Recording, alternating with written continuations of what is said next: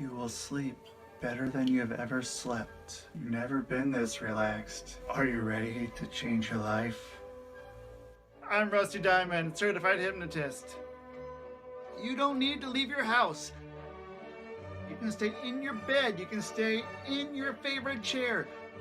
You just need a computer or your phone. You can get a hold of me. Stay at home. I'll make your life better. Hypnosisisgreat.com.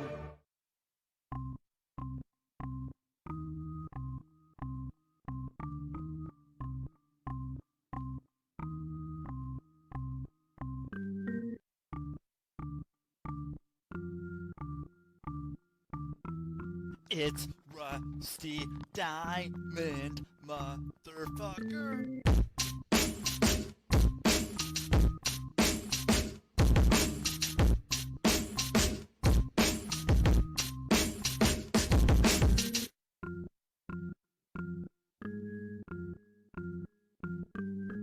It's Rusty Diamond, motherfucker.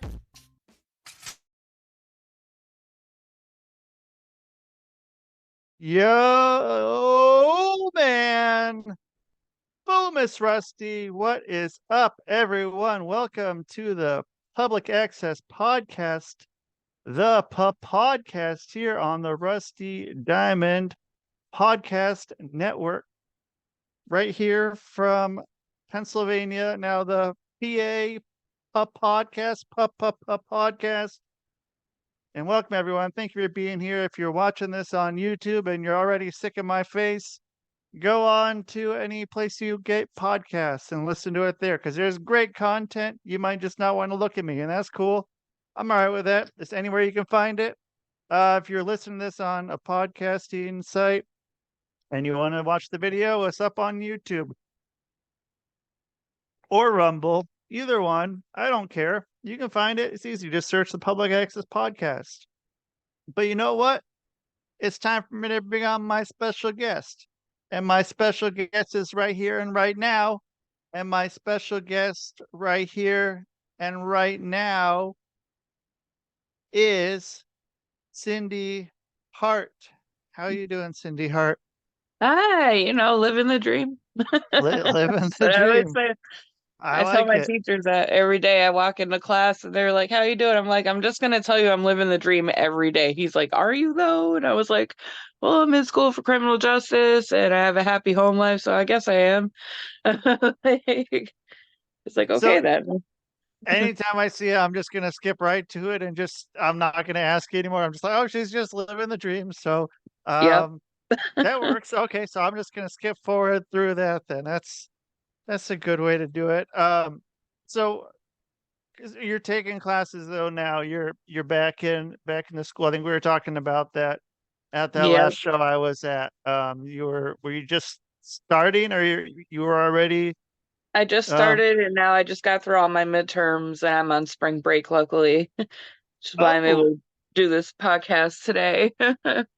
Live from Daytona Beach or something, or more like my house. I wish it was Daytona Beach.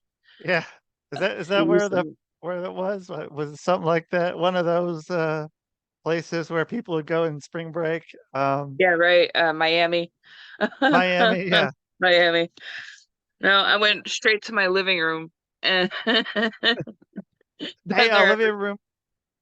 Sorry, I would choose a living room over most places anyway. Staycations are great. I'm all about a staycation. You and me both. It's pretty nice. Like I can just sit here, and it's kind of nice. Like when people are, I don't know, like when there's holidays. Yes. And I can just like be to myself for a while. Like that's pretty all right. I can do that. Like that's my staycation. I can just sort of get my time to myself. Getting time to myself is kind of nice. It is. I wish I knew what that was like more, because kids, Because They don't come with you to Miami. No, I'll just hide in my room and I'll be like, leave me alone. And they're like, no, we need everything. Like, okay. Here's everything. Come out crying. Okay, you can have whatever you want. How old are your kids? So my son's name is Jericho, and he's 5, and Okay. my daughter is Alizea, and she's 11. They both Oh, were at our last show up in Feeding Hills, which was really nice. It was Jericho's first ever show, and he had a great time. Like, the wrestlers were going up to him and giving him fist bumps all night. He was about it. He was like, yeah. I'm like, okay, so I guess he wants to come back. And this is after, by the way, for like 3 months of him telling me, I don't want to go to wrestling. I don't want to come see you ring announced. I don't want to be there, Mom. And then he comes and he has the best time ever. And I'm like, yeah, okay. You didn't want to be here, though. which what happens sometimes with the wrestling show. Sometimes you got to bring people. You just got to be like, hey, you got to come see this, and then Exactly. and then they're hooked. You can't really explain. I was talking about this yesterday. You can't explain an energy of a wrestling show to like watching it on TV and being there in person. You can't explain what that's like to Right. someone who hasn't been to a show. No, if you haven't been, you need to go. It's way better. It's so much better of a time when you go in person. It's not like they think it's going to be like WWE or something. It's nothing like that. Like, it's so Right. interactive and it's so fun, and like it I don't know. It's a better environment in my opinion. Better Yeah. people. Yeah. And I mean, I don't know, why not I don't know. Then there's tons of places to go. There's probably some Right. wrestling promotion near you that you can go and check out. As a matter of And fact, I have a show this Friday. on Friday, Yes, this Friday in Bristol, Connecticut, we're running what place is that? Legends. We're at Legends. Legends. Is that the Yeah. place that I was at? Is that what The that was? Was that the place Legends? that Or was that a the different place that's place? brought to you by parking because there is none. Yes. Okay, yeah. Yeah, Yeah. I like that. I like Legends, but I like running up in Massachusetts a lot better because all of my people show up, because my people won't drive an hour and a half in the dark to go to a show. But they're like, well, if it's up here, especially with the late start time at Legends, if it's up here, it starts at 8. They're like, everybody showed up. We sold out our last crowd. Cool. Yeah. Awesome. So I was pretty excited about that. My mother, bless her heart, she passed away last Monday. She was at my last show. She told me she wanted to come to just one. Not only did she come, Wow. she came.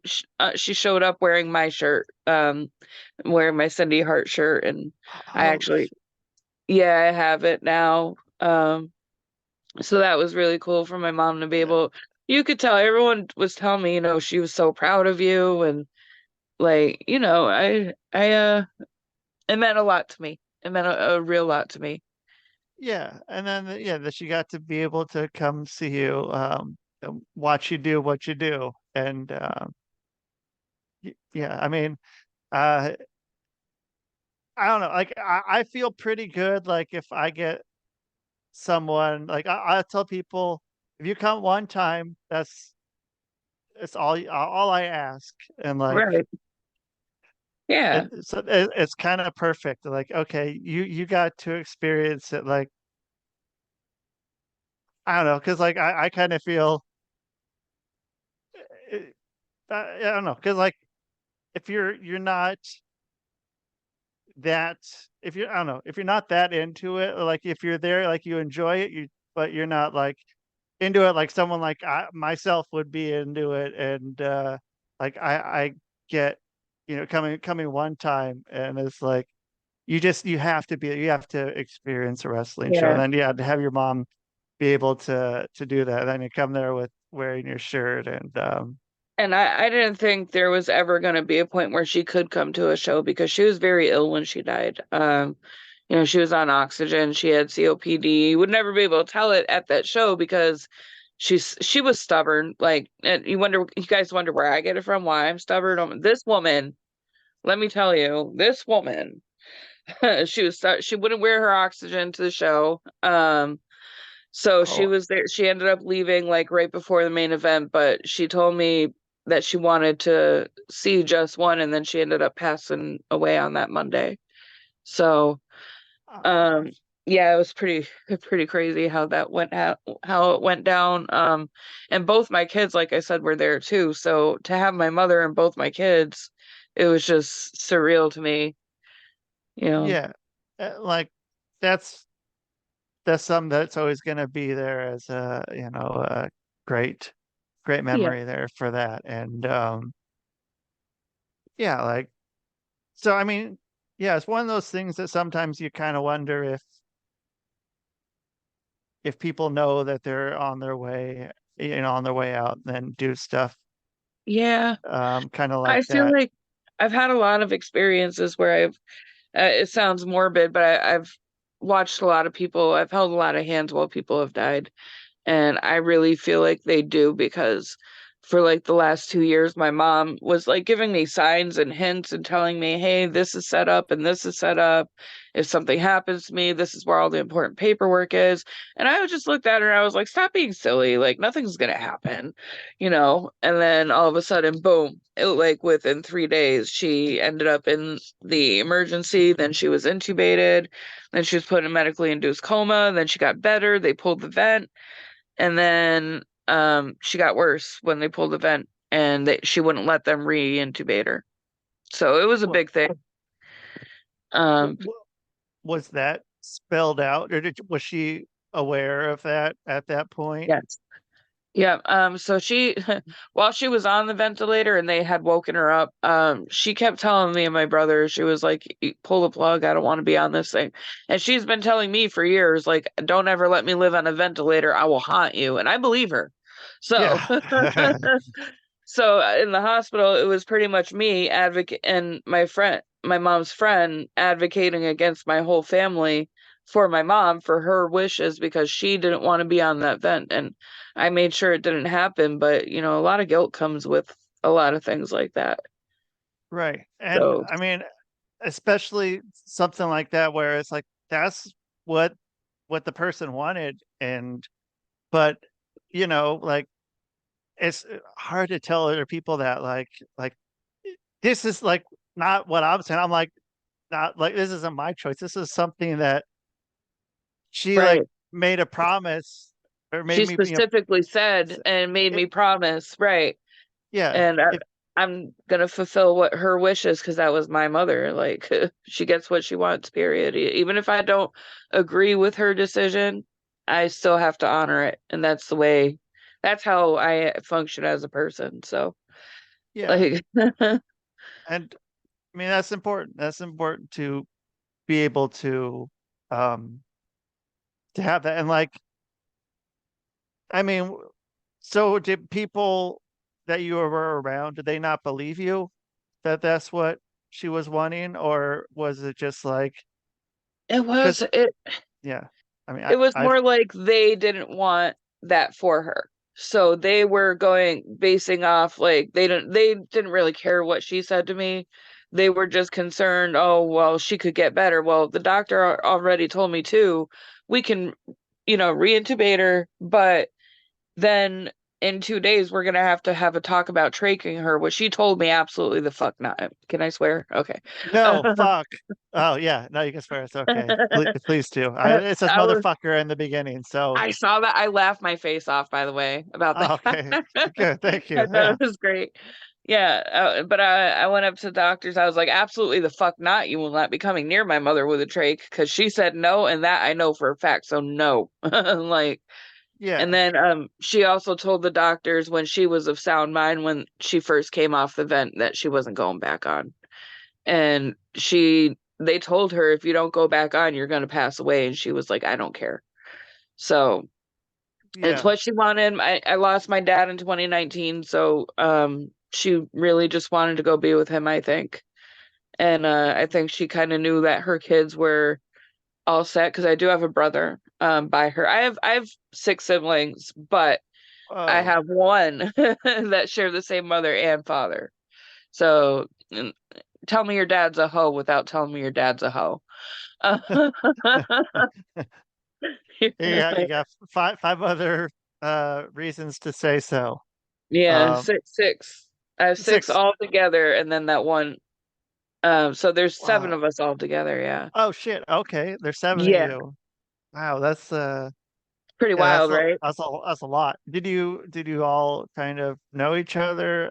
Were you all in the same house, or were you kind of spread out apart everywhere?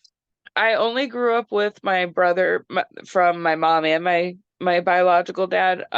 My other siblings were all from. He had 7 children from 5 different women. So Okay. they're all half siblings, but my sister, if you ever see a picture of my younger sister, she is me. Like, she looks just like me. She's got the cheeks and everything, and she's just adorable. She's cuter than me. Like, I just love her so much. Like, but yeah, It, my brother's the only one that I had grown up with, and I met all the other ones like in adulthood almost. Some yeah. late teens, yeah. Did they all live kind of near you? Do you ever see them and shit like that? Well, my oldest brother, he's actually a former Green Beret in the Uh, Army, and he takes out pedophiles for a living, and he takes them out through the court doing forensic work. He lives in Nevada.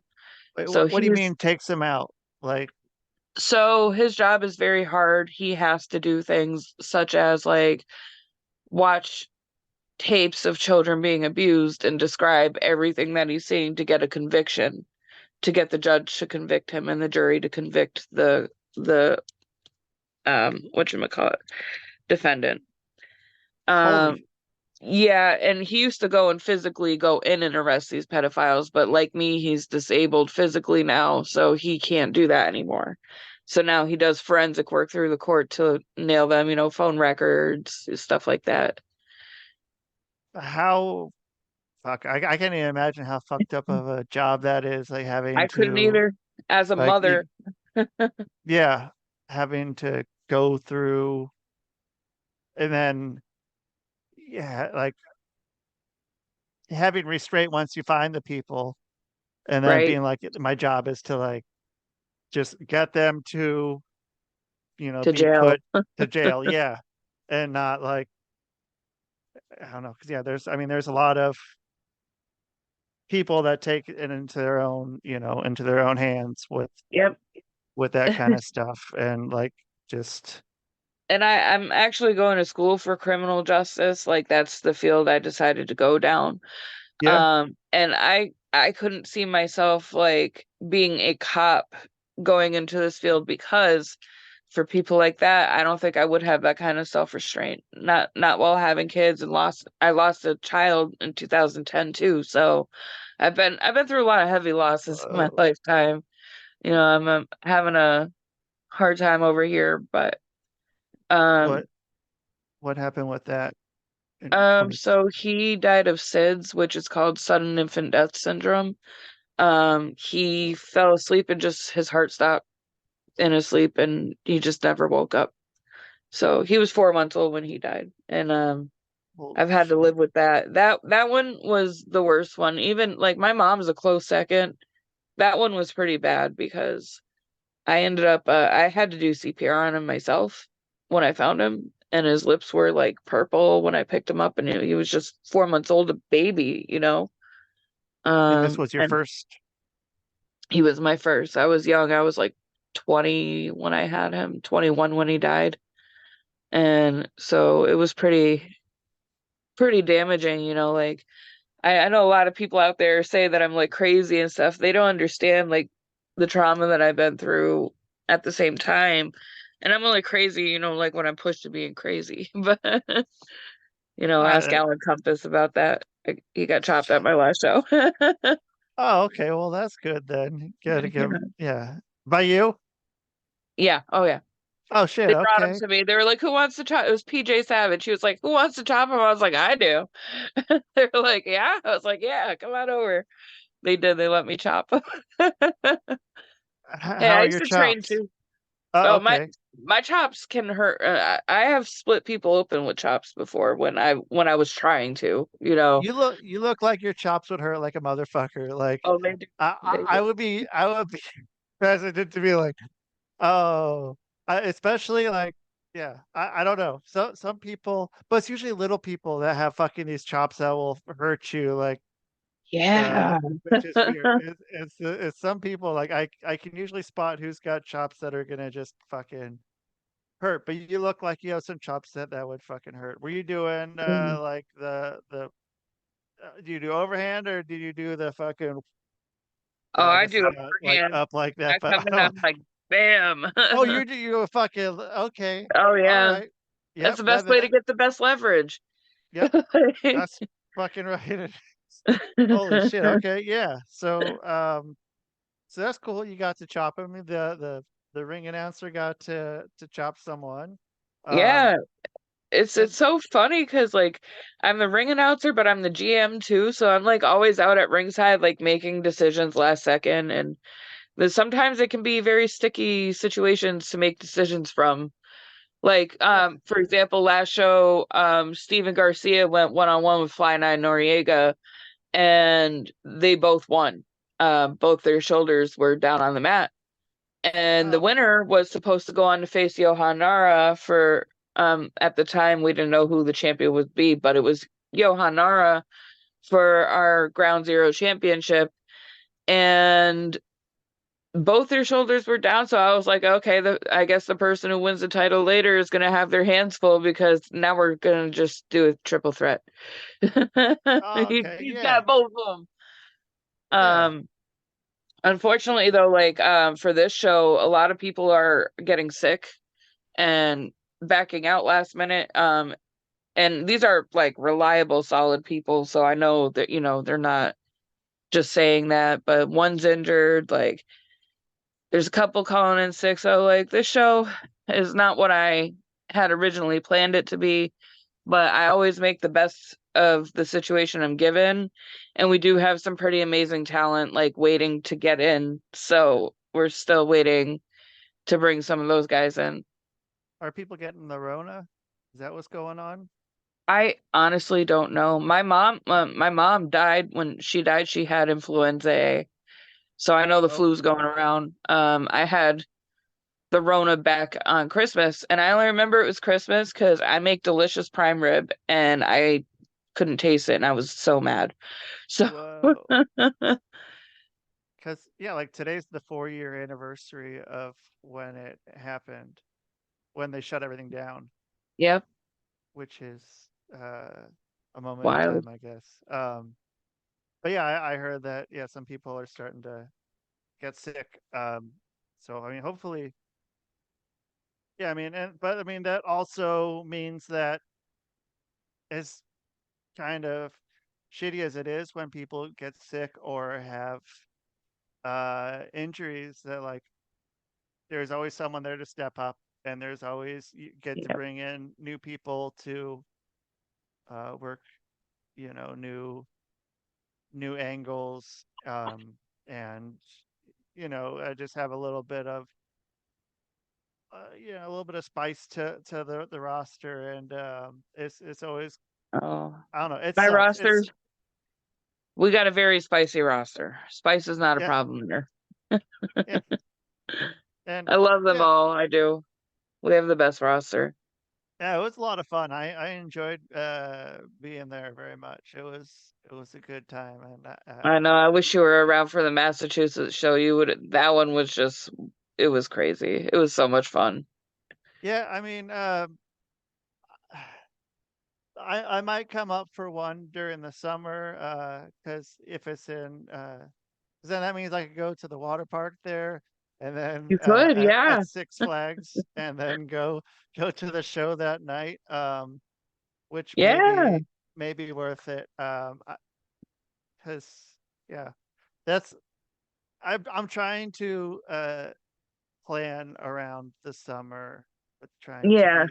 uh trying to keep everything kind of to more of a minimum of what I do, so I can have more time to hit some water park.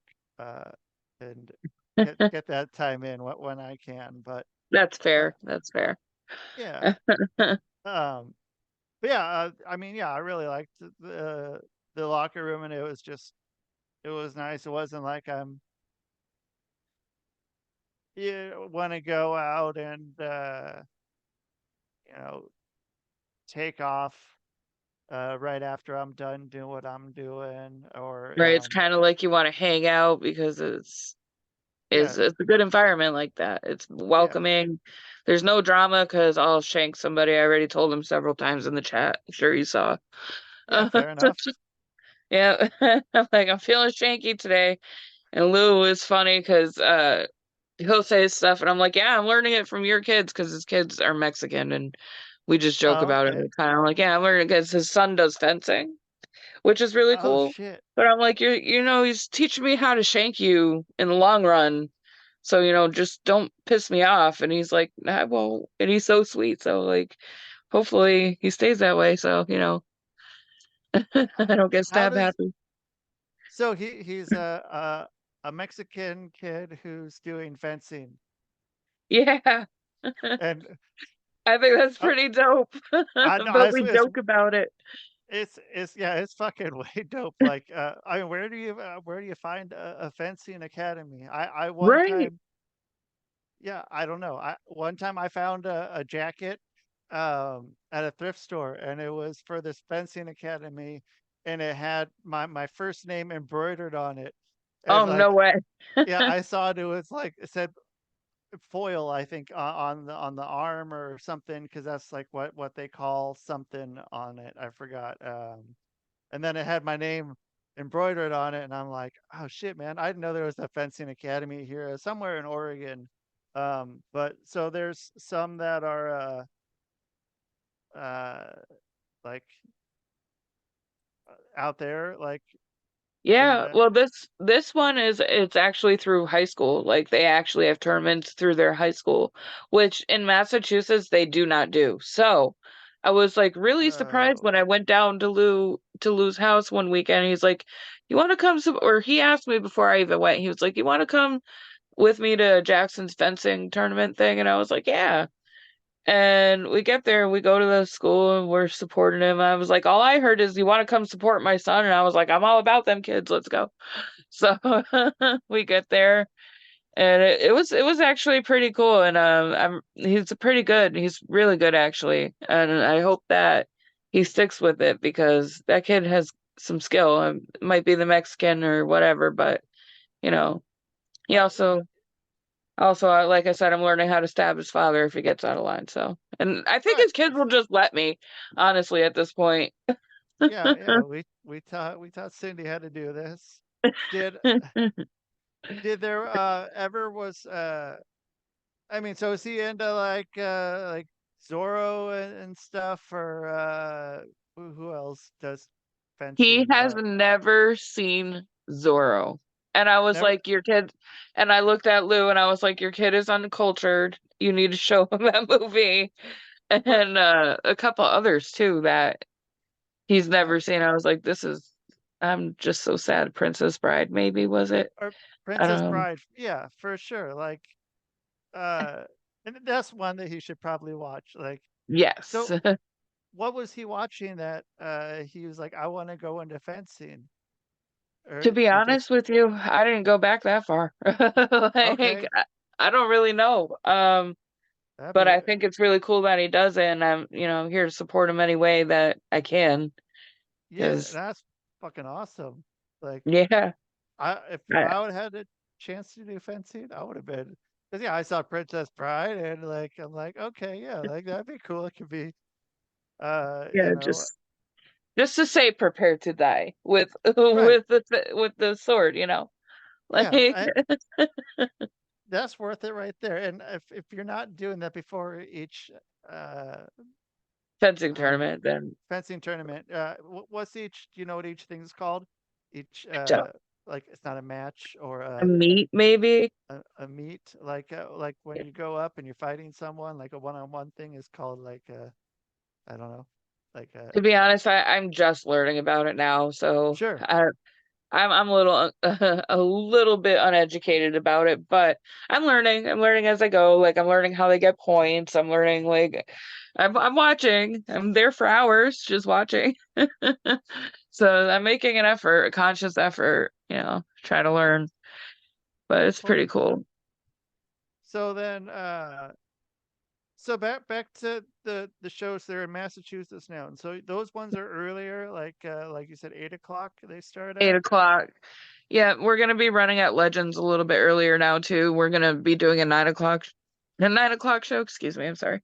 Rob, I call Rob not Shay Slater all the time.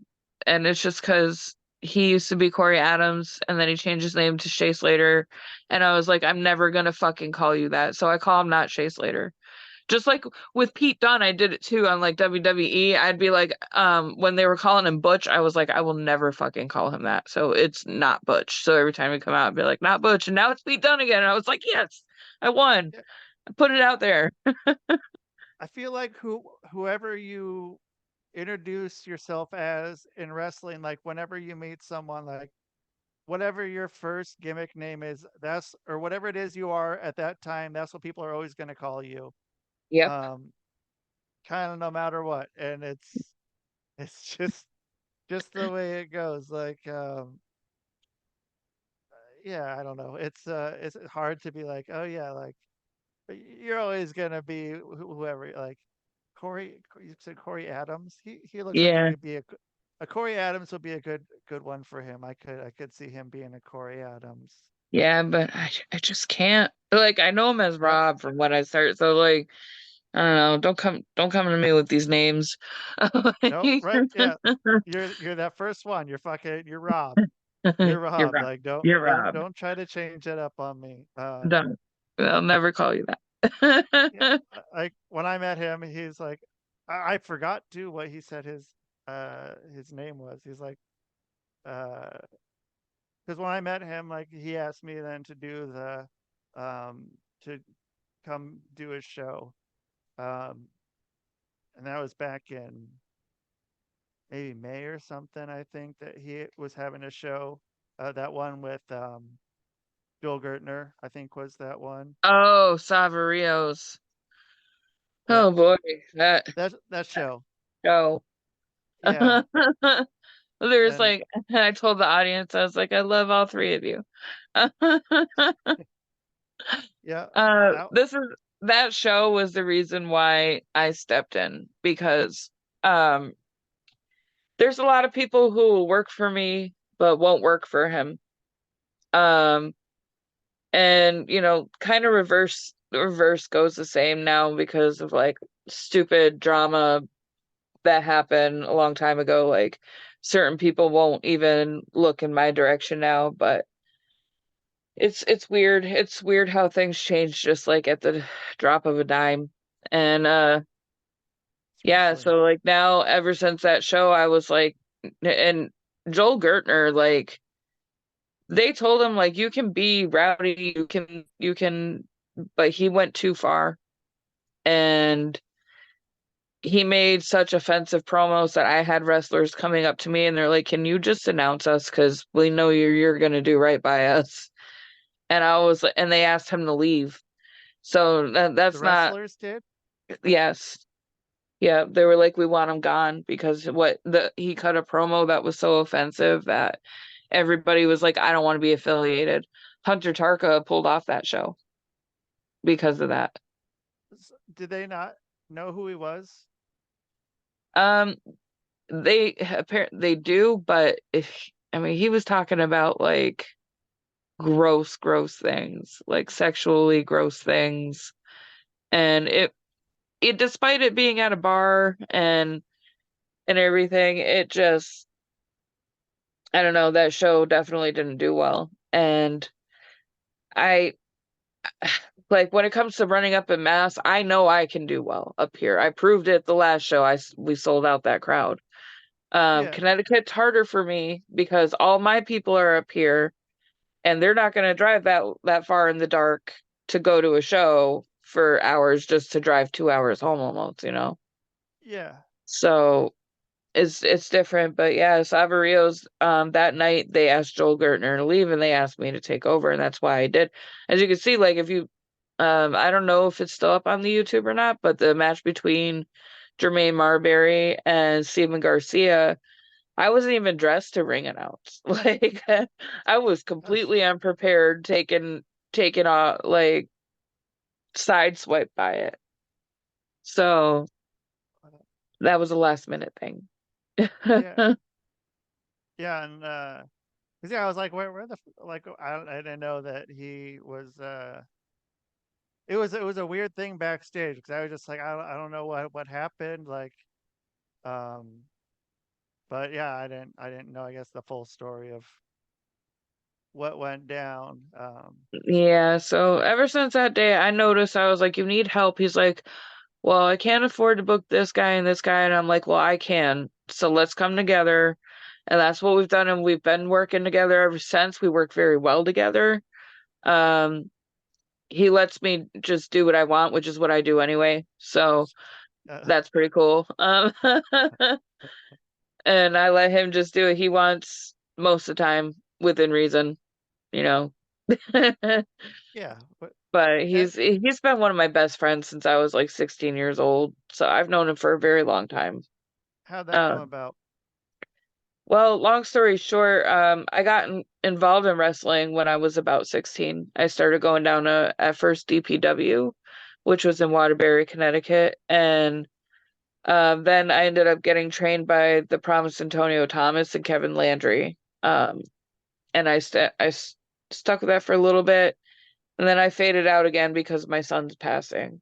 That destroyed me for a while to where I like left. I came back some years later and I was like, it would be cool to manage. So I've managed a couple of people.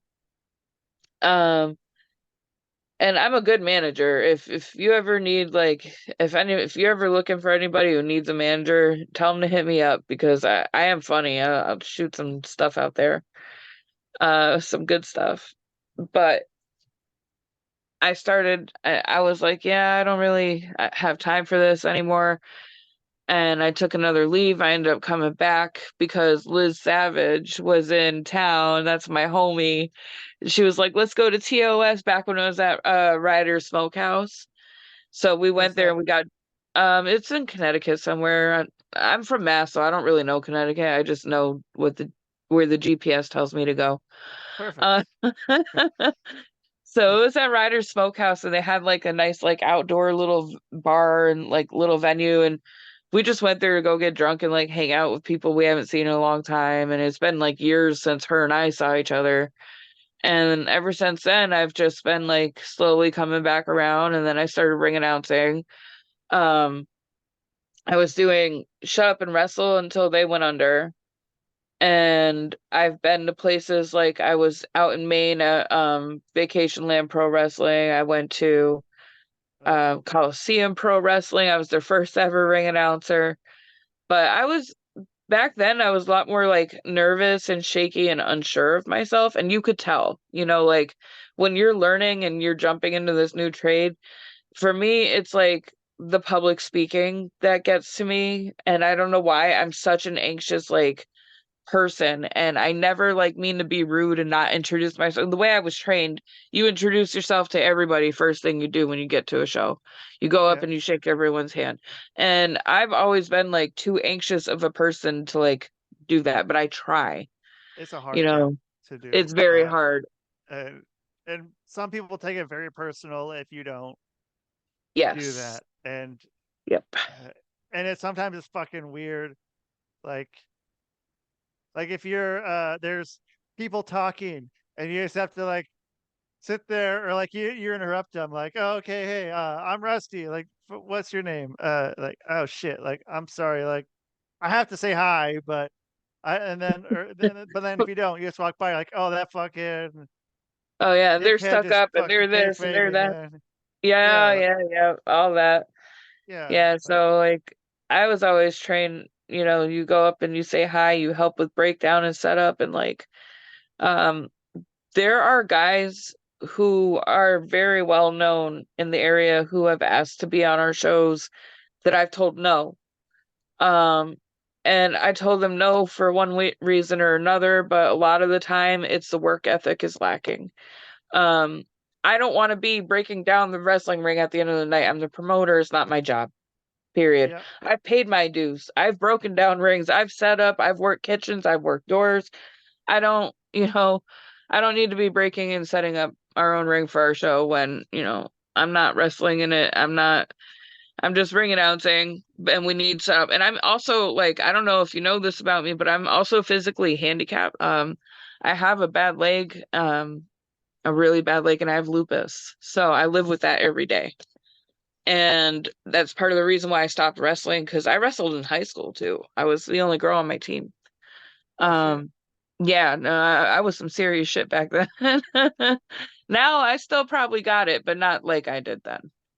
So when you were 16 though, and you were going into the pro wrestling, what was that like? I mean, because it was there's, I don't know, like we were talking about earlier, there's a lot of fucking weirdos. Okay, so let me just say, first of all, being a female involved in wrestling, period, there is always weirdos. I guarantee you, every single female worker, every single female ref, every single female who works a kitchen has a story. I have been physically stalked to a show with a group of people who can vouch for me. Bull Dread, Liz Savage, Nathaniel Carr, Picture Dave. These are all people that will tell you about this one fucking creep that wouldn't leave me alone.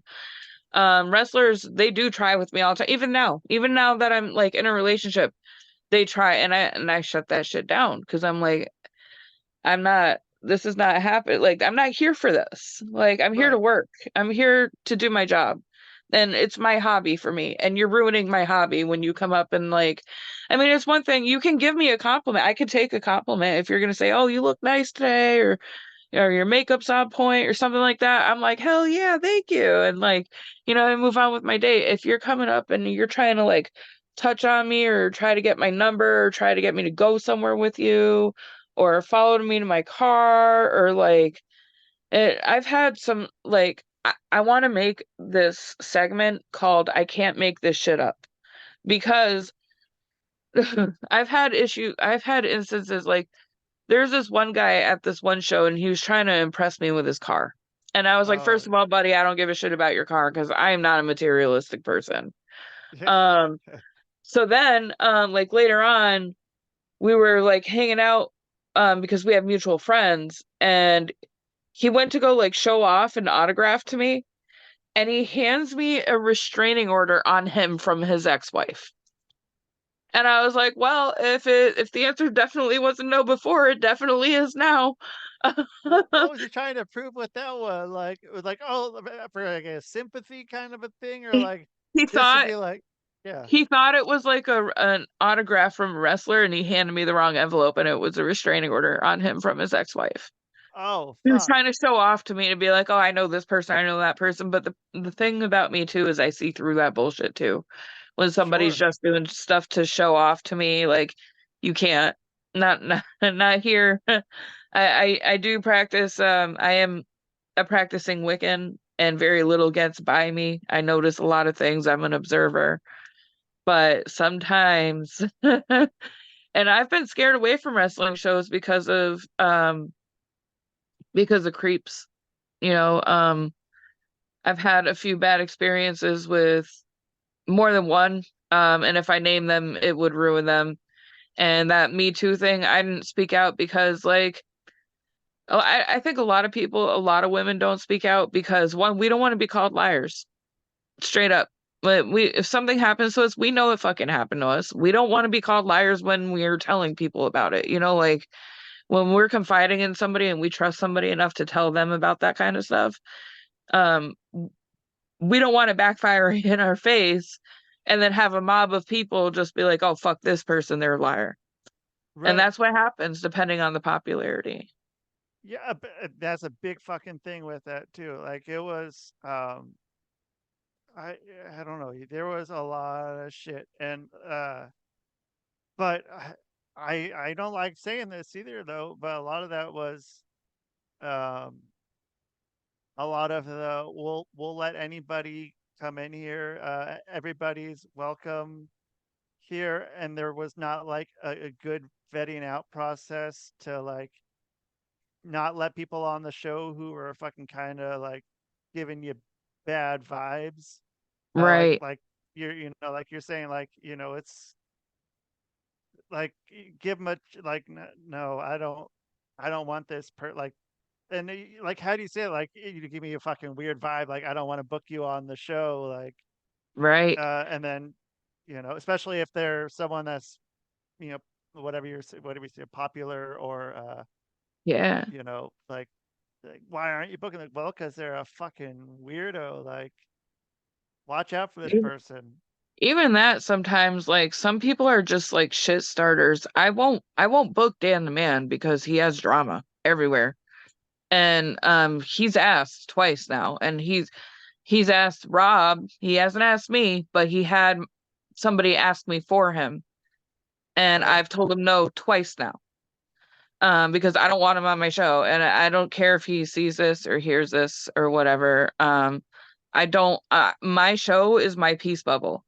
Like, it's a happy place for me. Like I said, it's my hobby. I invest in. Oh, you got muted. Did I mute you? Sorry, I got a phone call. I've been Okay. involved in wrestling since I was very young, and I just can't deal with like unnecessary drama. Like this now for me, it's a hobby. Now I want to do it to have fun. Anyone who's gonna ruin that, I keep them away because. And yeah, I want legit champions. I want, you know, and I have some legit champions. I have Johan Nara holding the Ground Zero championship. I have Lou Jacobs as my heavyweight champion. However, I have to say, people are saying, you know, of course, because I'm dating him, they're like, oh, well, it's because you're dating him. But we made him champion long before that happened. And if yeah, and if I was booking your show, I would have fucking put him as champion because there's a lot of fucking young kids on the show, and like that's a great way to fucking put the kids over, and that's what the show is about. So like having him as champion, I would in a second would have booked him as Absolutely. champion. And actually, the idea wasn't even mine. It was Steven Garcia's. And as soon as Steven said that, he was like, if I'm gonna drop the title to anybody, I want it to be him. And I was like, I'm cool with that. Like, I would actually like to see that. But also, like, if you look into Lou's history, like when he does stuff with XPW, he's worked with names like R-Truth. Like, he's straight from California, and he was bigger out there, and now he's having trouble getting booked around here, and it's probably because of his age. And it makes me upset for him because one, he'll keep those kids safe. And that's safety is a big thing for me because I've seen a lot of accidents happen. I've seen bones get broken just like this. Yep. I don't want to see that happen at my shows. And last show we had an accident where Fine Eye's nose got busted. So Well, during his match, yeah, and that was obviously not supposed to happen. I want everyone to stay as safe as they can while they're wrestling under my promotion. So like we have like a strict no blood policy, and the reason why we do that is because they serve food like where we run, and we don't want the health board there, you know. right. But it was pretty intense. Like, gotta say, when stuff like that happens, you don't expect it. It gets wild. And I mean, then having him on there too to work with the younger kids. I shouldn't say kids; they're not kids, but they're uh, definitely younger than I am, and Well, been around less time than I have, or he has, I'm and no spring chicken either. I'm or 35. or you, yeah, So, you and know what I mean?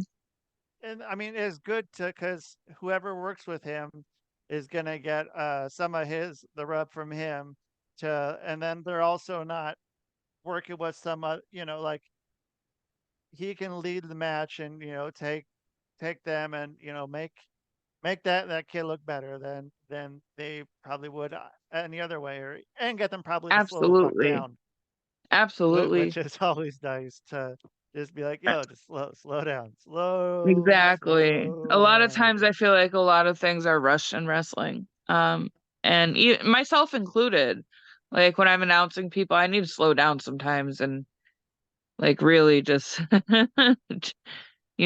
just not rush everything because I'm nervous. And that's a nervous trait that comes from me. But yeah, it's definitely different being on all sides. Like being a wrestler was different because yes, it's a lot of pressure, but you're only out there for like 3 to 5 minutes. Being a manager, that's fun. That's just pure joy for me. It's pretty cool. It's a blast.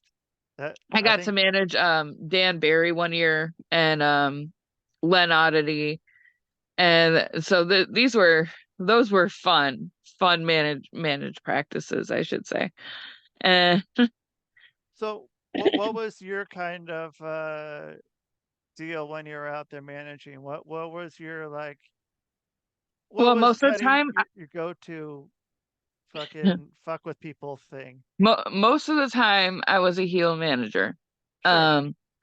And I would just go back and forth with the crowd. I would there's this like one time we had this show where they were serving alcohol and there was this drunk guy in the audience sitting next to his wife.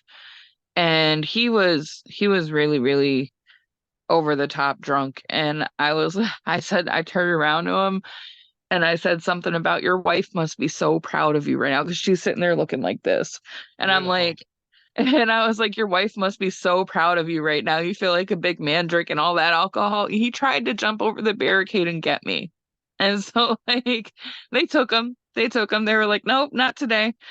But and that's just like the gist of it. The way it happened was way funnier, but you have to excuse me. It was a lot of pot ago. So yeah, right. But it was a long time ago. But I do miss the managing times. Ring announcing though, it's a whole nother world because a lot of times wrestlers will mess with the ring announcers. They don't do that to me because they know better. You haven't got any weird like especially long list of aliases, or not aliases, but like whatever they're known by as the Connecticut killer, the Massachusetts mangler, all this stuff. Like you'll do a big list of things before you say their name. I mean, well, at like Shut Up and Wrestle, they let me do what I wanted to. So I would just make fun, like I'd poke at the pyramids of power all the time. And I introduced them as the brand new Disney princesses of the sandbox one day. Perfect. And needless to say, they were not thrilled. So Noel, Aladdin, he starts yelling at me. And I turned around and I was like, I will slap the taste out of your mouth. Don't talk to me like that. He stopped. It was so funny. Then there's this other time where his brother, I forget what he goes, Pop Aladdin, whatever he goes by. He was tagging with Mills Hendricks, and this is one of my favorite moments from Shut Up and Wrestle because it was so funny because nobody was expecting it. He was tagging with Mills Hendricks, and they were heels, and at the end of the match, they went over. So I was like, ladies and gentlemen, the winner of this contest via pinfall, Mills Hendricks and his new boyfriend, the brand new Disney princess of the sandbox. And oh my God, it started war. It was so funny. Even Mills was like, what the fuck? I mean, you kind of have to. It's you gotta keep it your way because you're the one with the mic. So they can tell you no later, and you got to have a little fun, and especially Told Matt DeCourt he needs to put his foot down with these guys. Don't let them put their stuff on you. Like, who do they think they are? Like, what are you doing? Don't let them put their stuff on you. Like, yeah. I mean, unless they're a good guy, then in that case, okay. Right. But it's usually not the good guy that's doing that. No, although I do have to say one time it happened to me and it was from Cade Lothbrok, who's a wrestler out of New Jersey. And he's he's a great guy. I've known him for like a million years. And when he came out, he was our first Ground Zero champion. And when he came out, he put his like weight belt on me.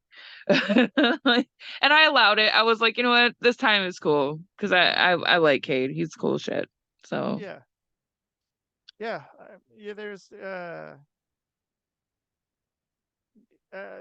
definitely a good amount of cool people in the business. One person can hurt a locker room, I oh think yeah. is an important thing to know.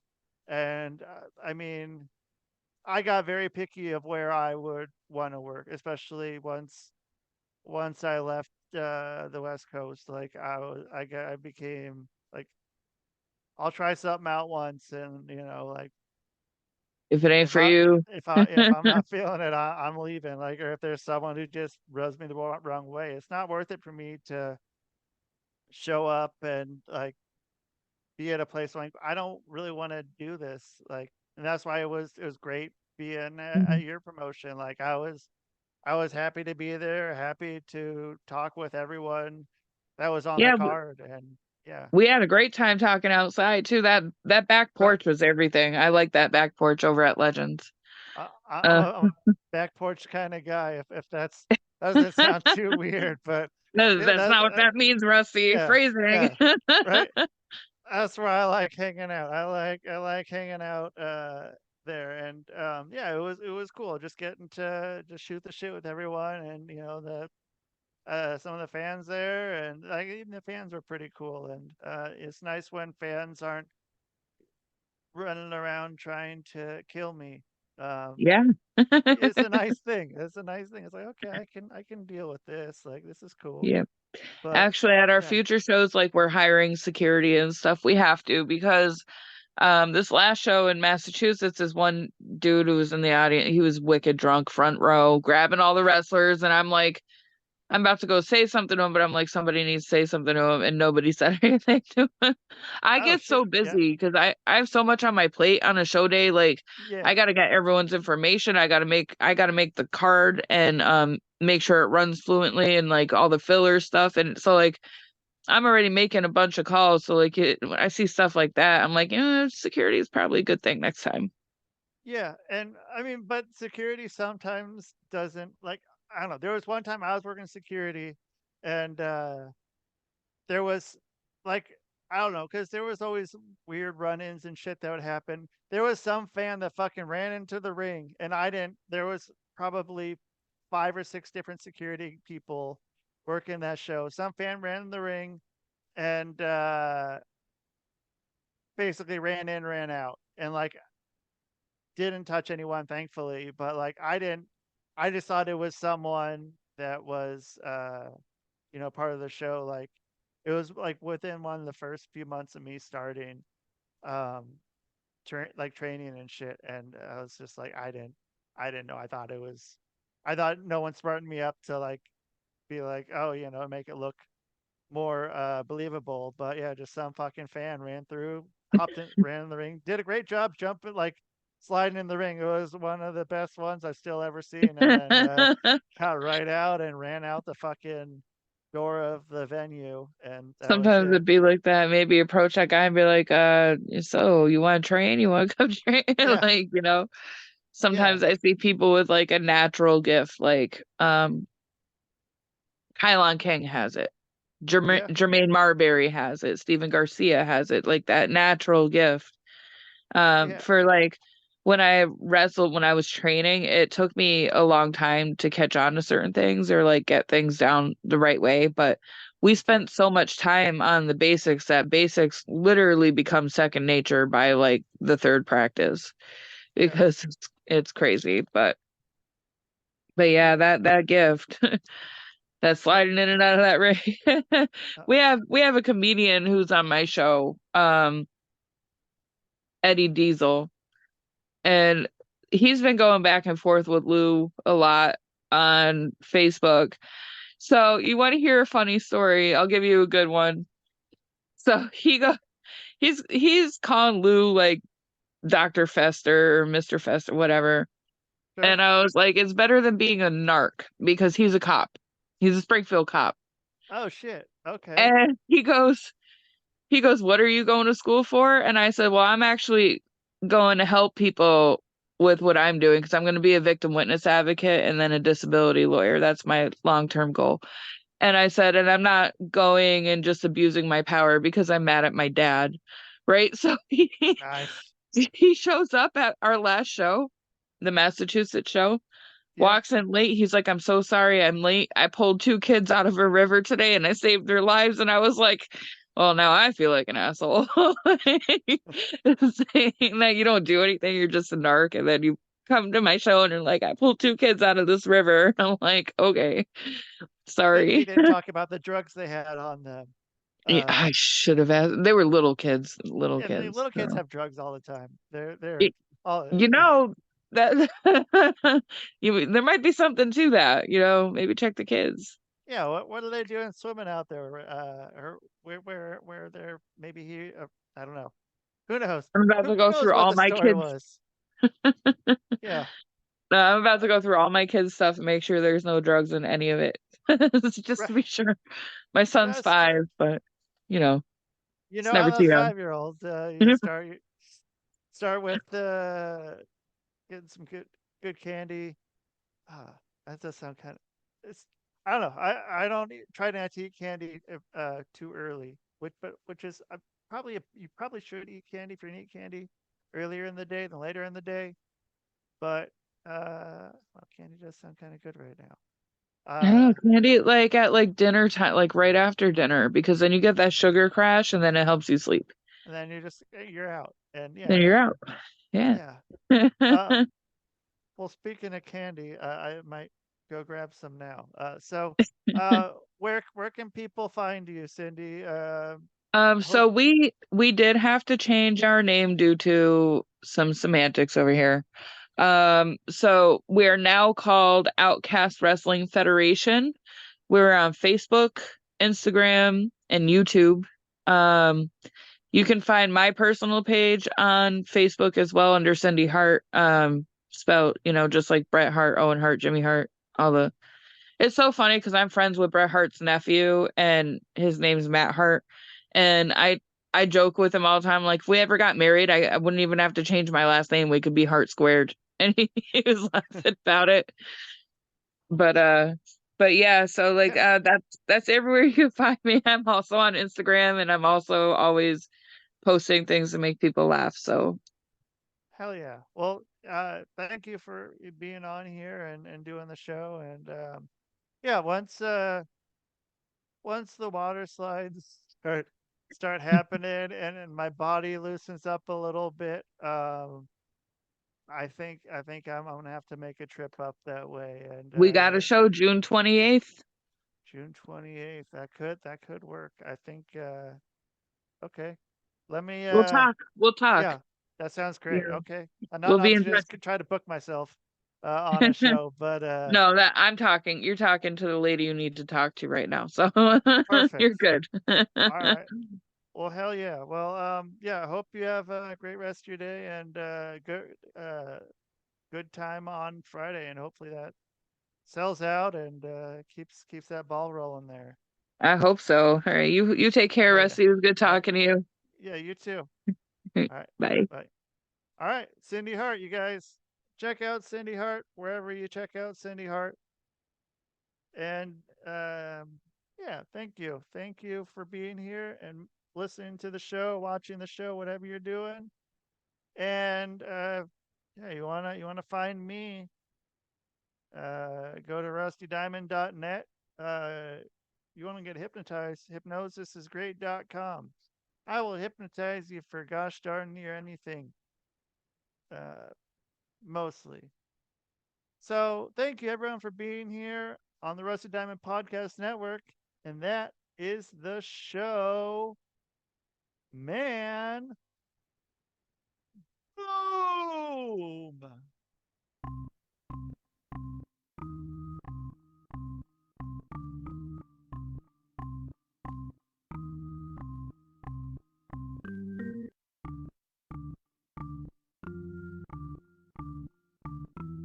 It's Rusty Diamond, motherfucker.